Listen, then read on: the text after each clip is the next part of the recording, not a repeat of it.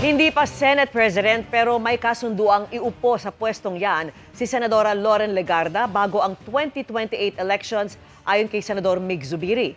Pagkumpirma naman ni Senate President Tito Soto, nagkaroon ng tangkang kudeta sa Senado pero napigilan anya ito ng mayorya.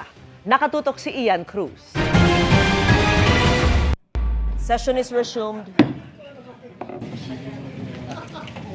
Thank you very much, Madam President. Hindi pa nangyayari pero sabi ni Senate Majority Leader Juan Miguel Zubiri, kasado na ang kasunduan para iluklok bilang Senate President si Senadora Loren Legarda. Before the 2028 elections, of course, the good Senator Loren Legarda could sit as Senate President. We have an agreement.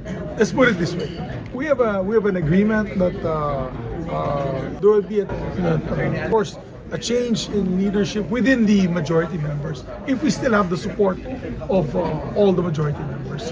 Pagkumpirma rin ni Senate President Tito Soto, paupuin nila bilang Senate President si Senadora Legarda bago matapos ang 20th Congress. Kapag natuloy, magiging makasaysayan ito dahil kung sakasakali, si Legarda ang unang babaeng Senate President ng Senado ng Pilipinas.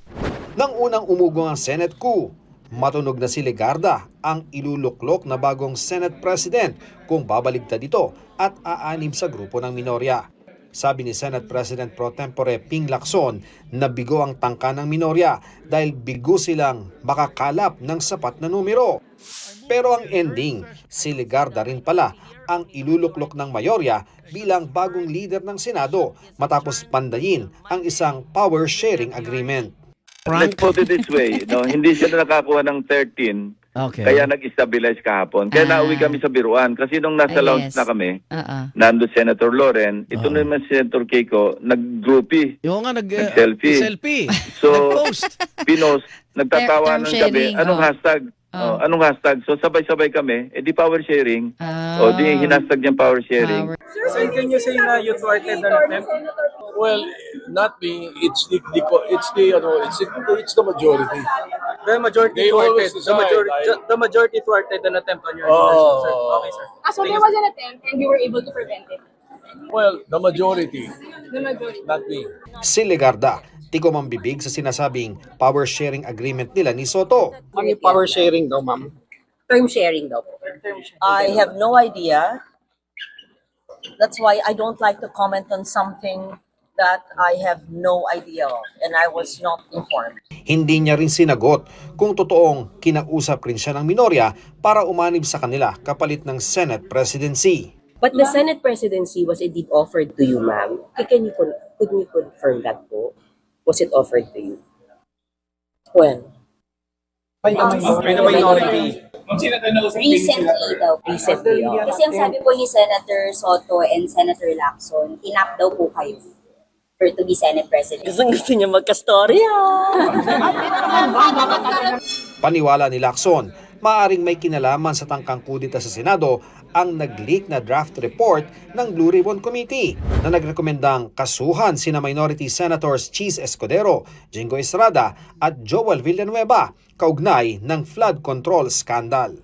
Siyempre, nagkaroon na rin ng, sabihin nating, vulnerabilities yung iba namin kasama sa majority. Kung na-appeal sa kanila yung to their emotion, madaling sabihin, nakita nyo na, hindi kayo kayang proteksyonan, hindi tayo kayang proteksyonan ng leadership. Kung natuloy ang kudita, maalis kay Lacson ang pagiging chairman ng nasabing komite. Sinisikap pa nating makuha ang panig ng minorya ng Senado. Sabi naman ni Zubiri, sa gitna ng pagpapalit ng liderato ng Senado, maging siya ay magpaparaya para maupo naman si Senador J.V. Ejercito bilang bagong majority leader. Actually, I also indicated that I'm willing to step down as majority floor leader and also let my senior deputy majority floor leader, Senator J.V. Ejercito, sit as majority floor leader.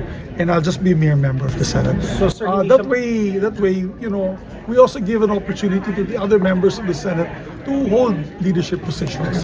Para sa GMA Integrated News, Ian Cruz, nakatutok 24 oras.